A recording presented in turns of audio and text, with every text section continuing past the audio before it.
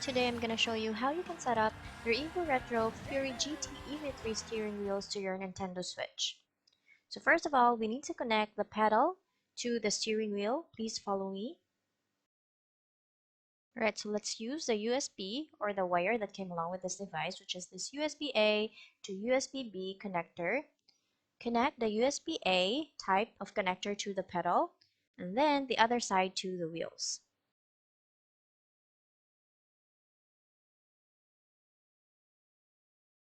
Alright, done. Next is to place the steering wheel to your desired table or desk. Once you're done with the setup, please turn on your switch connected to the switch dock. In my case, it's already on. Let me just show you a quick guide to make sure that the wheels will work. First, using your main controller, hover to the system settings, and then scroll down to see the controllers and sensors. And once you're there at the controllers and sensors part, make sure that this Pro Controller wired communication is turned on. In my case, this is on, so let me just show you how to turn it back on again. Okay, just click on it and then press A here and then OK. So make sure that that is on so that your steering wheel will work. Next, hover to the controllers part and then change grip/order. Okay, so it's gonna start looking for devices already. Now it's time to connect our steering wheel's wire into the switch dock. Please follow me. Okay, here we go.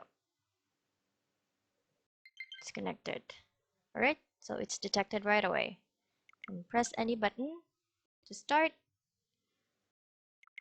And now it's time for testing. Let's play a Mario Kart game.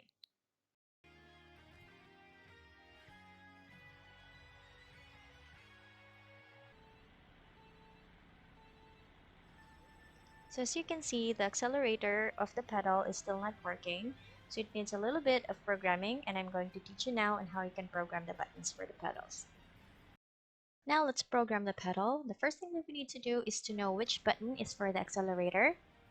And in this case, it's the button A here.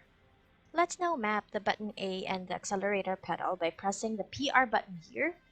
And then 4 lights will appear at the bottom of it.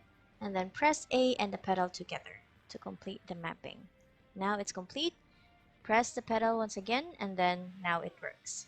That's just very easy.